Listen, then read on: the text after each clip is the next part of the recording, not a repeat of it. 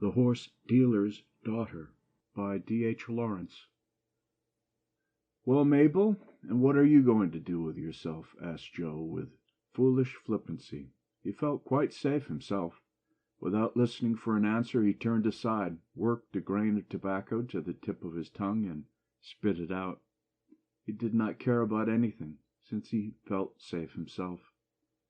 The three brothers and the sister sat round the desolate breakfast table, attempting some sort of desultory consultation. The morning's post had given the final tap to the family's fortunes, and all was over. The dreary dining room itself, with its heavy mahogany furniture, looked as if it were waiting to be done away with. But the consultation amounted to nothing. There was a strange air of ineffectuality about the three men, as they sprawled at table, smoking and reflecting vaguely on their own condition. The girl was alone, rather short, sullen-looking young woman of 27. She did not share the same life as her brothers. She would have been good-looking, save for the impassive fixity of her face, bulldog, as her brothers called it.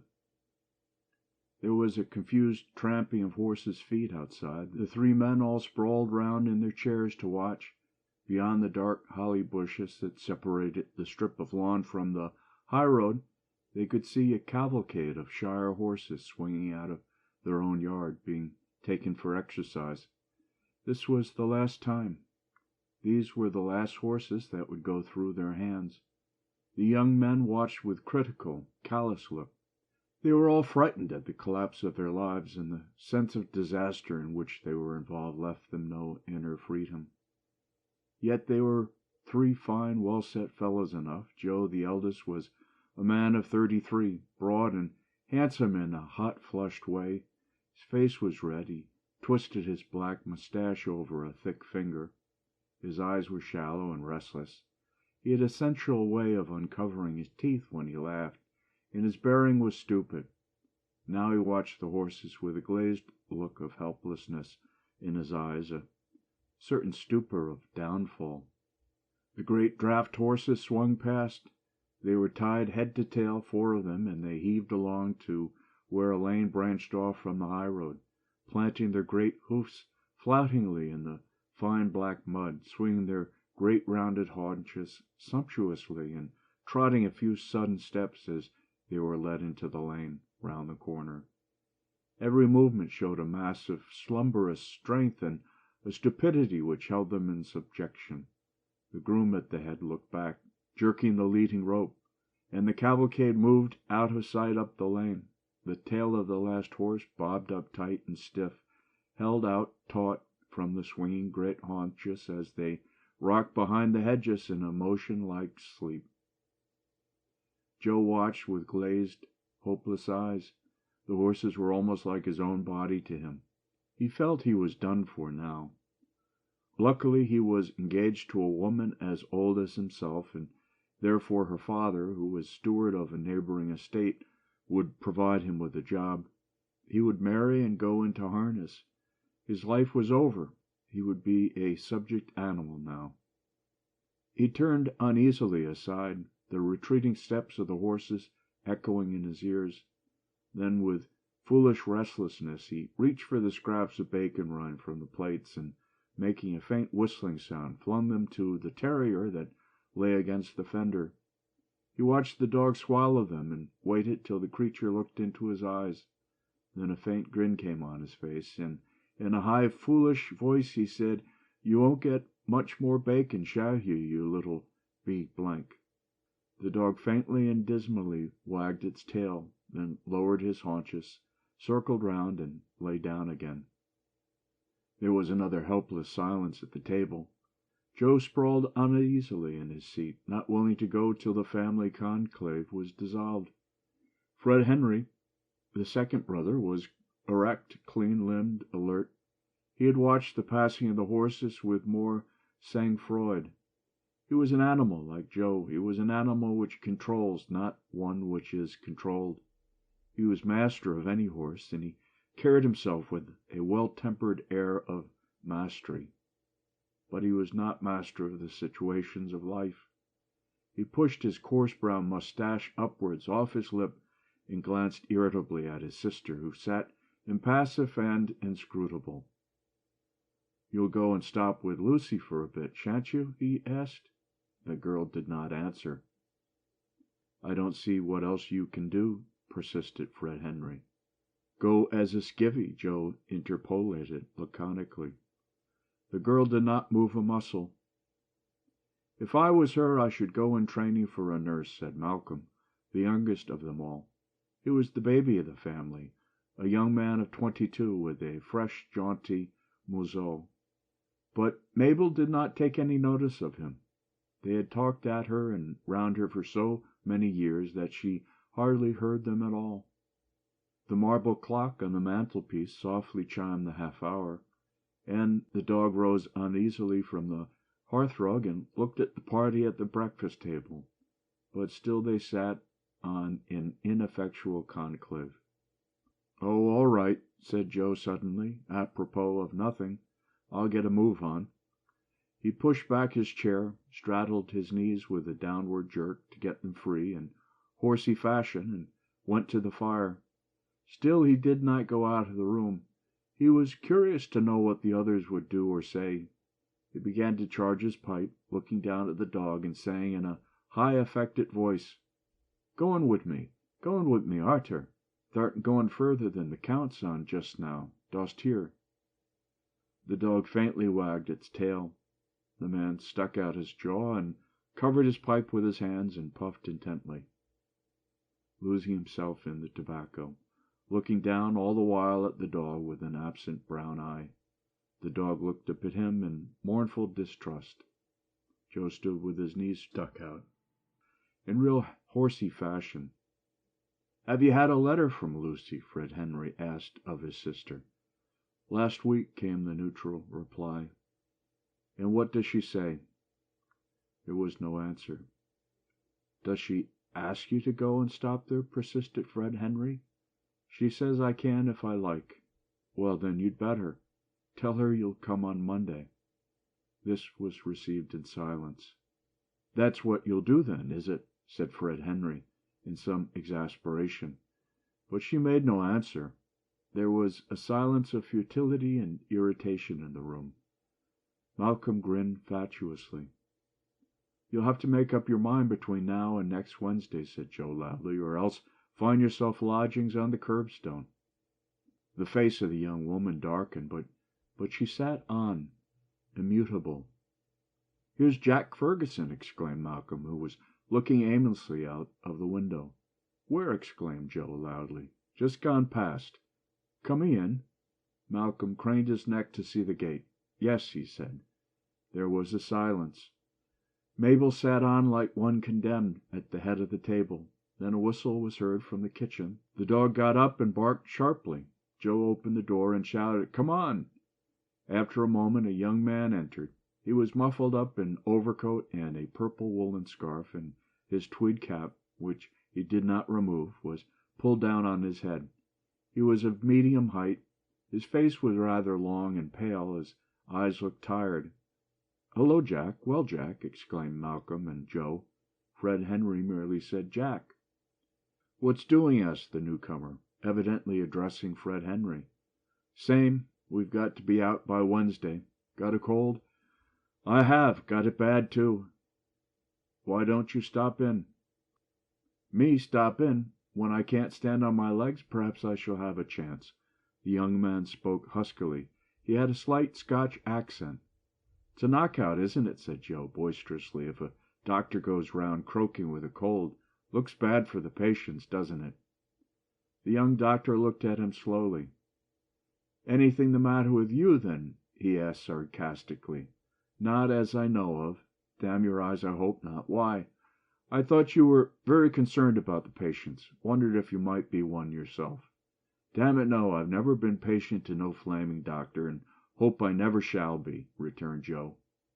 At this point Mabel rose from the table, and they all seemed to become aware of her existence. She began putting the dishes together. The young doctor looked at her, but did not address her. He had not greeted her. She went out of the room with the tray, her face impassive and unchanged. "When are you off, then, all of you?" asked the doctor. "I'm catching the 11:40, replied Malcolm. "Are you going down with the trap, Joe?" "Yes, I've told you I'm going down with the trap, haven't I?" "You'd better be getting her in, then." "So long, Jack, if I don't see you before I go," said Malcolm, shaking hands. He went out, followed by Joe, who seemed to have his tail between his legs.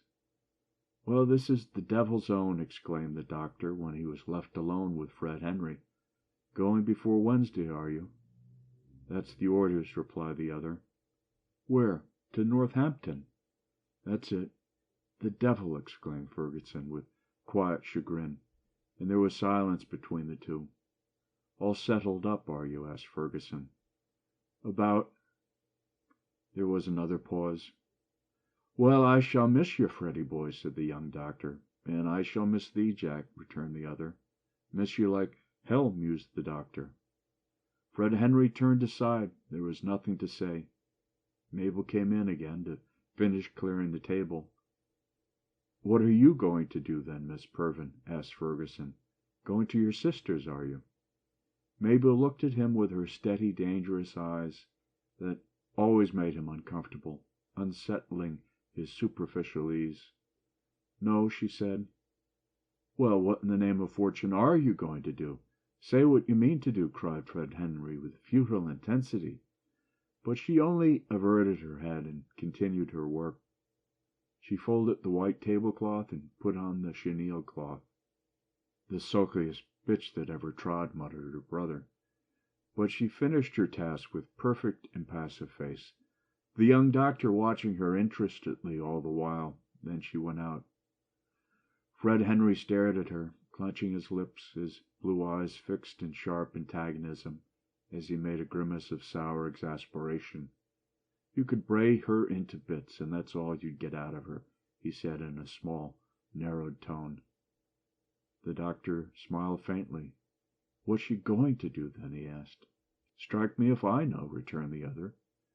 There was a pause. Then the doctor stirred. "I'll be seeing you to-night, shall I?" he said to his friend. "Aye.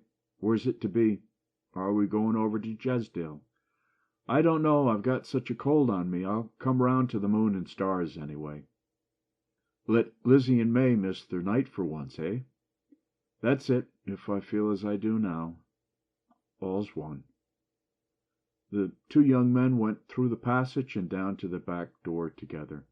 The house was large, but it was servantless now, and desolate.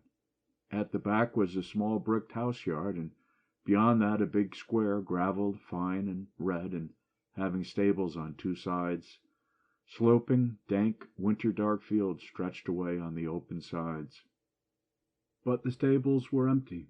Joseph Pervin, the father of the family, had been a man of no education, who had become a fairly large horse-dealer.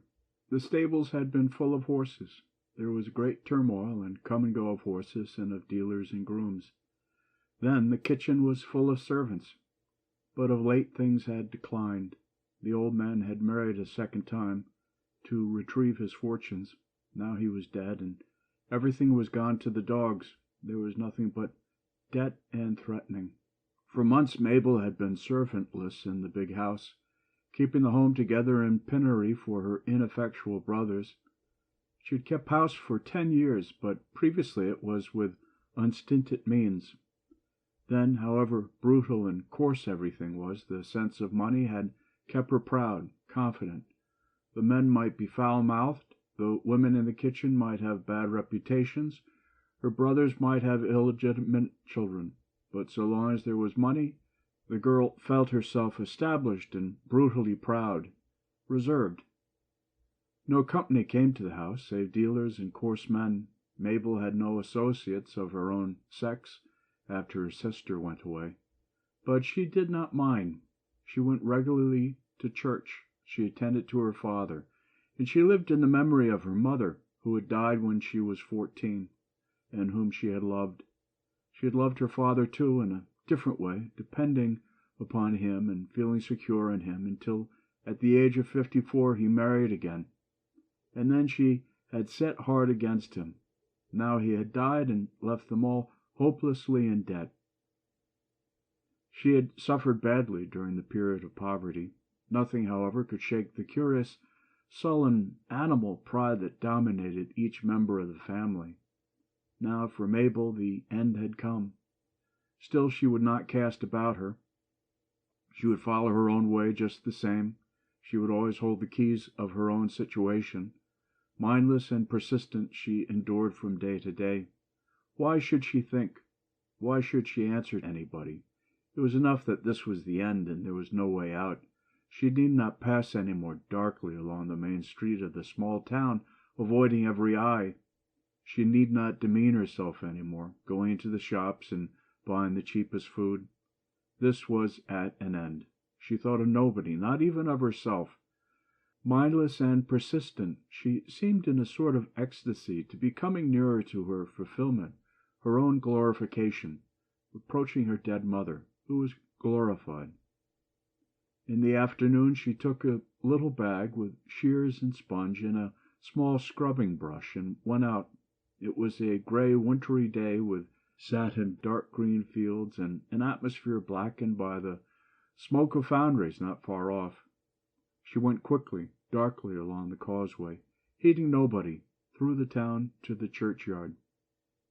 There she always felt secure, as if no one could see her, although as a matter of fact she was exposed to the stare of everyone who passed along under the churchyard wall. Nevertheless, once under the shadow of the great looming church, among the graves, she felt immune from the world, reserved within the thick churchyard wall as in another country. Carefully she clipped the grass from the grave and arranged the pinky white small chrysanthemums in the tin cross. When this was done, she took an empty jar from a neighboring grave, brought water, and carefully, most scrupulously, sponged the marble headstone and the coping stone. It gave her sincere satisfaction to do this. She felt in immediate contact with the world of her mother. She took minute pains, went through the park in a state bordering on pure happiness, as if in performing this task she came into a subtle, intimate connection with her mother. For the life she followed here in the world was far less real than the world of death she inherited from her mother. The doctor's house was just by the church. Ferguson, being a mere hired assistant, was slave to the countryside. As he hurried now to attend to the outpatients in the surgery, glancing across the graveyard with his quick eyes, he saw the girl at her task at the grave. She seemed so intent and remote. It's like looking into another world. Some mystical element was touched in him. He slowed down as he walked, watching her as if spellbound. She lifted her eyes, feeling him looking. Their eyes met, and each looked again at once, each feeling in some way found out by the other. He lifted his cap and passed on down the road. There remained distinct in his consciousness, like a vision, the memory of her face, lifted from the tombstone in the churchyard, and looking at him with slow, large, portentous eyes. It was portentous, her face. It seemed to mesmerize him. There was a heavy power in her eyes which laid hold of his whole being, as if he had drunk some powerful drug. He had been feeling weak and done before. Now the life came back into him. He felt delivered from his own fretted daily self. He finished his duties at the surgery as quickly as might be, hastily filling up the bottles of the waiting people with cheap drugs. Then in perpetual haste he set off again to visit several cases in another part of his round before tea time. At all times he preferred to walk if he could, but particularly when he was not well. He fancied the motion restored him. The afternoon was falling. It was gray, deadened, and wintry, with a slow, moist, heavy coldness sinking in and deadening all the faculties. But why should he think or notice? He hastily climbed the hill and turned across the dark green fields, following the black cinder track. In the distance, across the shallow dip in the country, the small town was clustered like smoldering ash, a tower, a spire, a heap of low, raw, extinct houses. And on the nearest fringe of the town, sloping into the dip, was Old Meadow, the Pervins' house. He could see the stables and the outbuildings distinctly as they lay toward him on the slope. Well, he would not go there many more times. Another resource would be lost to him, another place gone. The only company he cared for in this alien, ugly little town he was losing. Nothing but work, drudgery, constant hastening from dwelling to dwelling among the colliers and the iron workers. It wore him out, but at the same time he had a craving for it. It was a stimulant to him to be in the homes of the working people, moving, as it were, through the innermost body of their life. His nerves were excited and gratified. He could come so near into the very lives of the rough, inarticulate, powerfully emotional men and women. He grumbled and said he hated the hellish hole, but as a matter of fact it excited him. The contact with the rough, strongly feeling people was a stimulant applied direct to his nerves. Below Old Meadow, in the green, shallow, sodden hollow of fields, lay a square, deep pond. Roving across the landscape, the doctor's quick eye detected a figure in black passing through the gate of the field, down towards the pond. He looked again. It would be Mabel Purven. His mind suddenly became alive and attentive. Why was she going down there? He pulled up on the path on the slope above and stood staring. He could just make sure of the small black figure moving in the hollow of the failing day. He seemed to see her in the midst of such obscurity that he was like a clairvoyant, seeing rather with the mind's eye than with ordinary sight. Yet he could see her positively enough, whilst he kept his eye attentive. He felt if he looked away from her in the thick, ugly, failing dusk, he would lose her altogether. He followed her minutely as she moved, direct and intent, like something transmitted rather than stirring involuntary activity, straight down the field towards the pond. There she stood on the bank for a moment. She never raised her head. Then she waded slowly into the water. He stood motionless as the small black figure walked slowly and deliberately toward the center of the pond, very slowly, gradually, moving deeper into the motionless water, and still moving forward as the water got up to her breast. Then he could see her no more in the dusk of the dead afternoon. "There!" he exclaimed. "Would you believe it?" And he hastened straight down, running over the wet, sodden fields, pushing through the hedges, down into the depression of callous, wintry obscurity. It took him several minutes to come to the pond. He stood on the bank, breathing heavily. He could see nothing. His eyes seemed to penetrate the dead water. Yes, perhaps that was the dark shadow of her black clothing beneath the surface of the water. He slowly ventured into the pond. The bottom was deep, soft clay. He sank in, and the water clasped dead cold round his legs. As he stirred, he could smell the cold, rotten clay that fouled up into the water. It was objectionable in his lungs. Still repelled and yet not heeding, he moved deeper into the pond. The cold water rose above his thighs, over his loins, upon his abdomen. The lower part of his body was all sunk in the hideous cold element, and the bottom was so deeply soft and uncertain. He was afraid of pitching with his mouth underneath. He could not swim, and was afraid. He crouched a little, spreading his hands under the waters and moving them round, trying to feel for her. The dead cold pond swayed upon his chest. He moved again, a little deeper, and again, with his hands underneath. He felt all around under the water, and he touched her clothing, but it evaded his fingers. He made a desperate effort to grasp it. In so doing, he lost his balance and went under, horribly, suffocating in the foul, earthy water, struggling madly for a few moments. At last, after what seemed an eternity, he got his footing, rose again into the air, and looked around. He gasped and knew he was in the world. Then he looked at the water. She had risen near him. He grasped her clothing, and drawing her nearer, turned to take his way to land again. He went very slowly, carefully, absorbed in the slow progress. He rose higher, climbing out of the pond. The water was now only about his legs. He was thankful, full of relief to be out of the clutches of the pond. He lifted her and staggered onto the bank, out of the horror of wet gray clay. He laid her down on the bank. She was quite unconscious and running with water. He made the water come from her mouth. He worked to restore her. He did not have to work very long before he could feel the breathing begin again in her. She was breathing naturally. He worked a little longer. He could feel her live beneath his hands. She was coming back. He wiped her face, wrapped her in his overcoat, looked round in the dim, dark gray world, then lifted her and staggered down the bank and across the fields. It seemed an unthinkable long way, and his burden so heavy he felt he would never get to the house. But at last he was in the stable yard, and then in the house yard. He opened the door and went into the house. In the kitchen he laid her down on the hearth rug and called. The house was empty, but the fire was burning in the grate.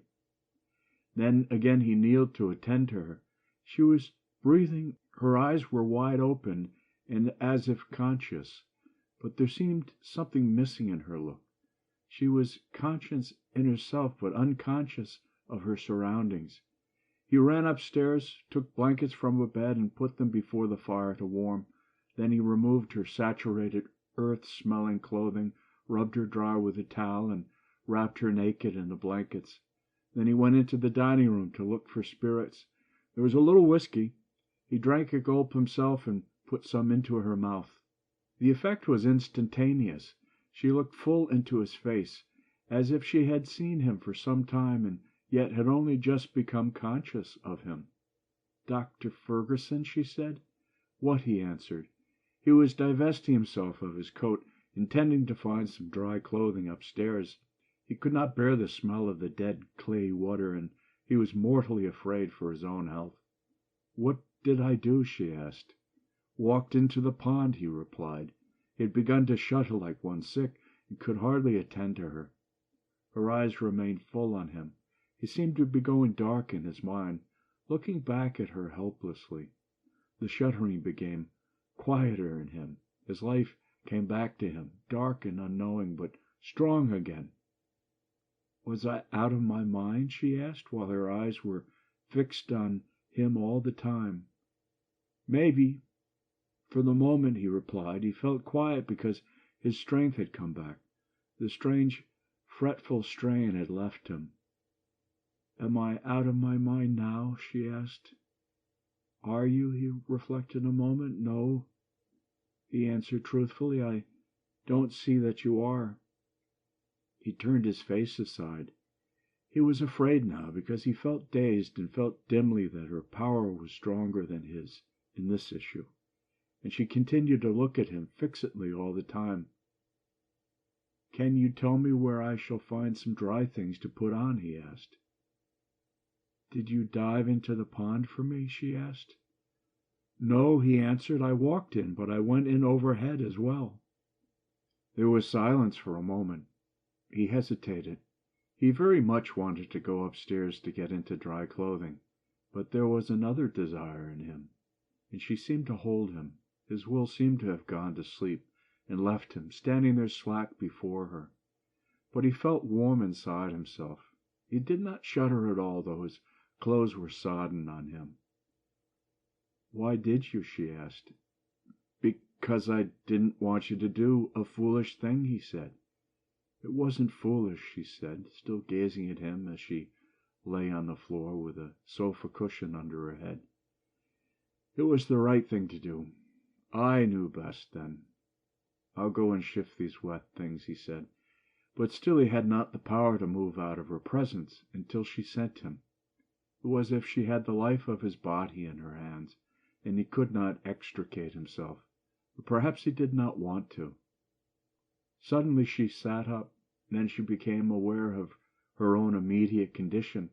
She felt the blankets about her. She knew her own limbs. For a moment it seemed as if her reason were going. She looked round with wild eye, as if seeking something. He stood still with fear. She saw her clothing lying scattered. "Who undressed me?" she asked, her eyes resting full and inevitable on his face. "I did," he replied, "to bring you round." For some moments she sat and gazed at him awfully, her lips parted. "Do you love me, then?" she asked. He only stood and stared at her, fascinated. His soul seemed to melt.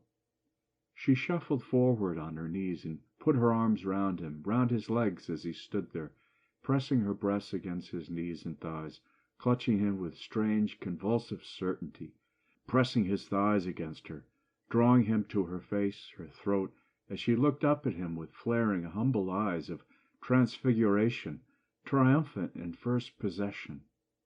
"You love me," she murmured, in strange transport, yearning and triumphant and confident.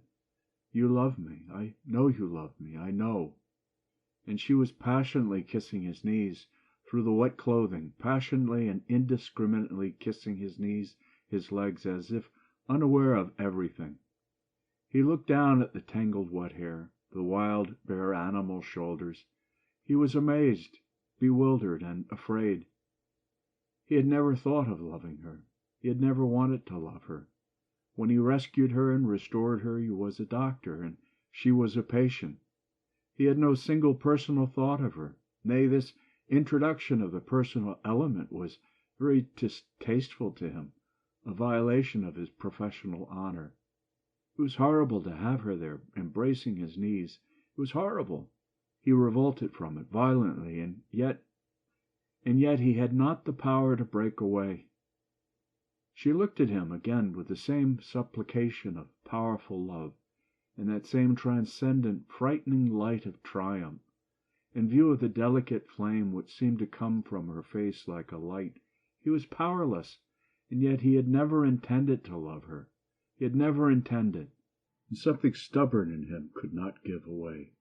"You love me," she repeated, in a murmur of deep, rhapsodic assurance. "You love me." Her hands were drawing him down to her. He was afraid, even a little horrified, for he had really no intention of loving her. Yet her hands were drawing him toward her. He put out his hand quickly to steady himself and grasp her bare shoulder.